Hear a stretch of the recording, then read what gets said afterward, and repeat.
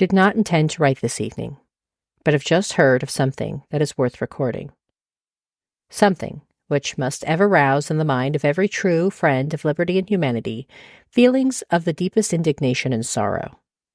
Another fugitive from bondage has been arrested, a poor man who for 2 short months has trod the soil and breathed the air of the old Bay State, was arrested like a criminal in the streets of her capital and is now kept strictly guarded. A double police force is required, the military are in readiness. And all this done to prevent a man, whom God has created in his own image, from regaining that freedom with which he, in common with every human being, is endowed. I can only hope and pray most earnestly that Boston will not again disgrace herself by sending him back to a bondage worse than death. Charlotte Forten, May 25th, 1854. Welcome to Civics and Coffee. My name is Alicia, and I am a self-professed history nerd. Each week, I'm going to chat about a topic on U.S. history and give you both the highlights and occasionally break down some of the complexities in history and share stories you may not remember learning in high school, all in the time it takes to enjoy a cup of coffee.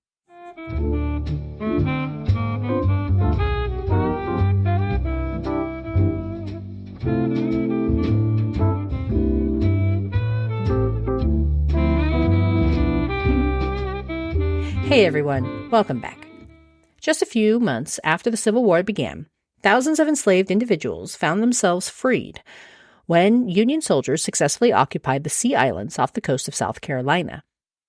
In 1862, the federal government launched an initiative they called the Port Royal Experiment.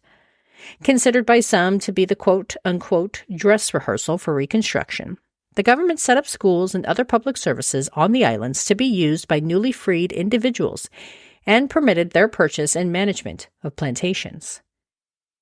It is estimated that more than 2,000 black children received some form of schooling during the experiment as teachers from across the country took up the Port Royal cause. One of those teachers was abolitionist and poet Charlotte Forten. Born to an elite family with a long abolitionist tradition, Charlotte Forten Grimke spent her life using her privilege and talent to educate her fellow countrymen. And she managed to make a little history in the process. So this week, I'm diving into the life of Charlotte Forten Grimke.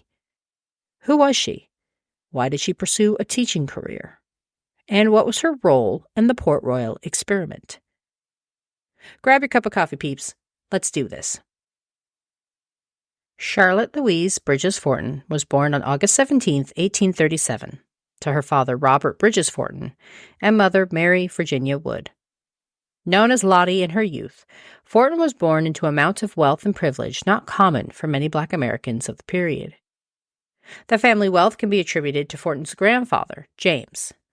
Born to free parents in 1766, James Forten served in the Revolutionary War and became a successful sailmaker. His success allowed James to be a pioneering member of one of Philadelphia's first black churches and lend his financial support to William Lloyd Garrison's abolitionist newspaper, The Liberator. James was also a member of the American Anti-Slavery Society and very dedicated to the abolitionist cause, often hiding runaway slaves in his home and using his wealth to purchase the freedom of others. His wife and Forten's grandmother was also a supporter of abolition and helped establish the Philadelphia Female Anti-Slavery Society. So to say Charlotte was born into a strong, committed abolitionist family would be putting it mildly. The Fortens had both the moral dedication and the monetary wealth to commit themselves wholeheartedly to the abolitionist cause. The Forten family also understood the value of a strong education, and her father ensured Charlotte got the very best. Unhappy with the public education system in Philadelphia, Forten was educated by private tutors. Her mother died when Charlotte was just 3 years old, and much of the maternal duties fell to her grandmother and various aunts.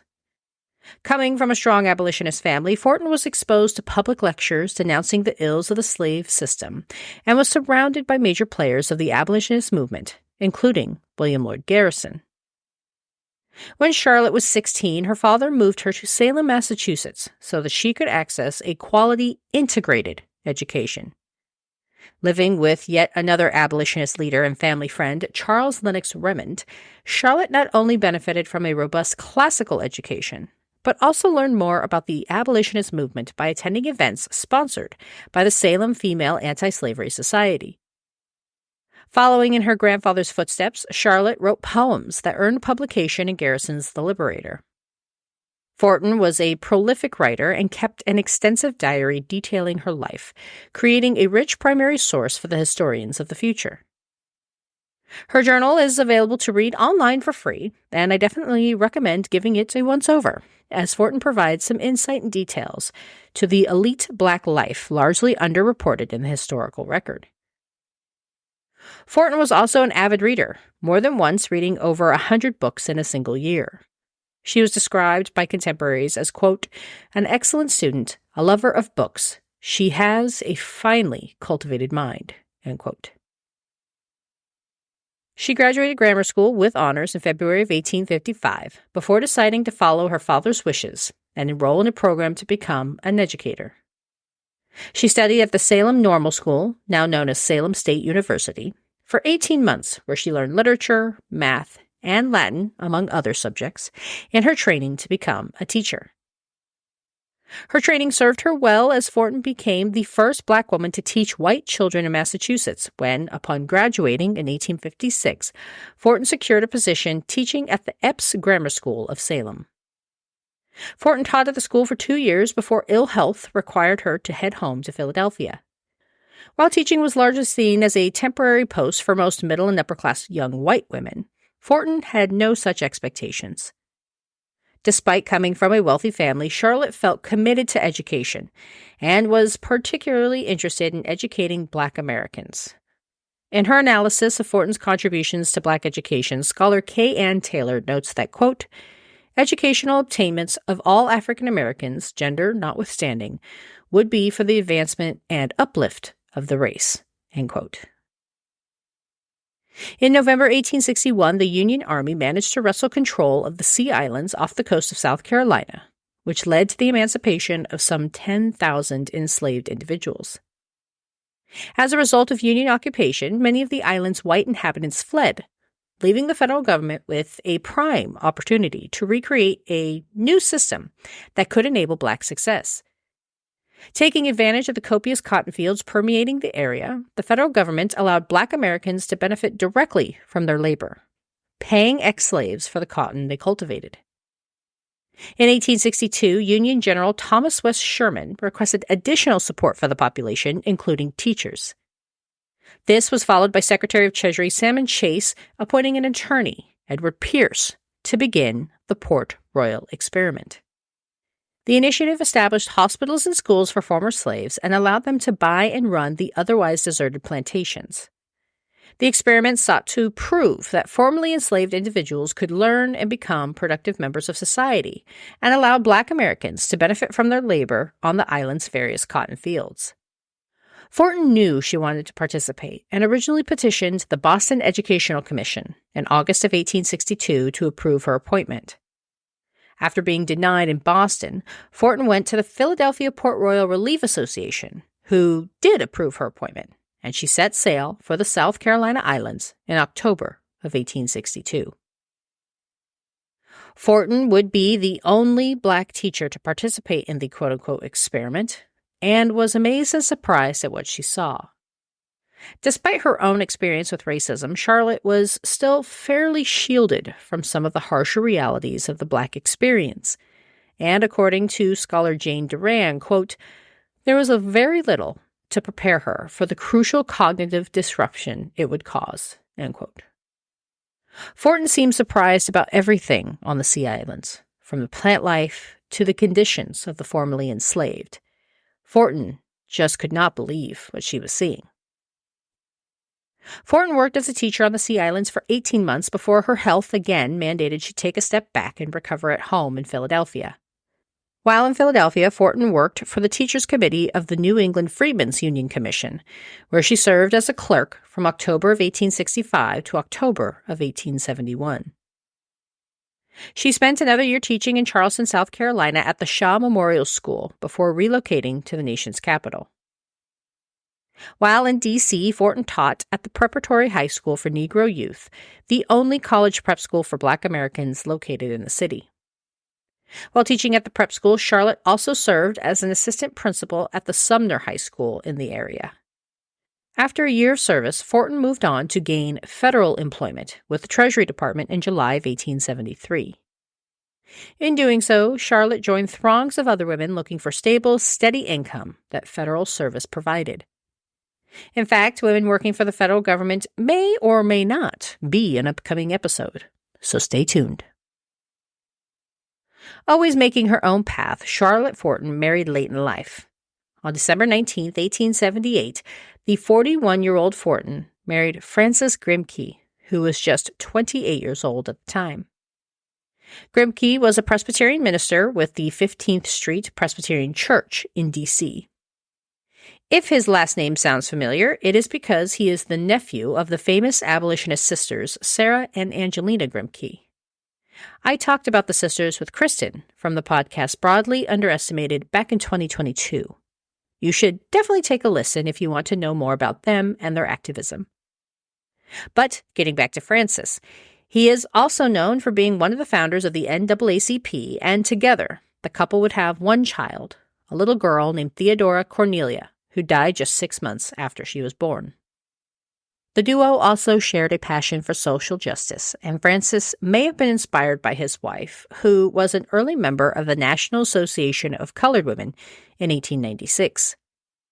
Some of my sources indicate that Forten was a founding member, but I was unable to confirm that with what I had access to in my research materials. The organization, which counted the likes of Ida B. Wells and Mary Church Terrell as members, sought to increase social mobility for Black Americans and gain access to the franchise for women. They were also a big voice for anti-lynching campaigns, one of Ida B. Wells' most prominent contributions to journalism of the era. The couple moved to Florida in 1885 so that Grimke could help a struggling congregation. However, Forten's lifelong battles with ill health required her to make frequent trips up north to rest and recover. She made the most of her time in D.C., contributing to the evolving Black culture of the area and supporting her fellow Black neighbors as best as she could. Forten passed away on July 23, 1914, at the age of 76. Throughout her life, Charlotte Forten remained committed to her brand of feminism, making sure to educate as many people as she could and using her small amount of privilege to better the lives of those less fortunate. In studying her contributions to education and women's rights, scholar Emma Jones Lepansky wrote, quote, "Forten's feminism was implicit in the pattern of her life, in the decisions she made, and in her choices of intimate companions." End quote. A woman who sought to bring about change through education, Charlotte Forten Grimke knocked down many barriers. Influenced by her upbringing, Forten brought her own version of abolitionist activities through her teaching and showed many young Black children what success looked like. And before I sign off today, I wanted to make a small announcement. If you follow the podcast on social media, then you may have noticed I now have a newsletter on Substack. Now that I have some extra free time, I'd like to explore various ways to expand the Civics and Coffee Network.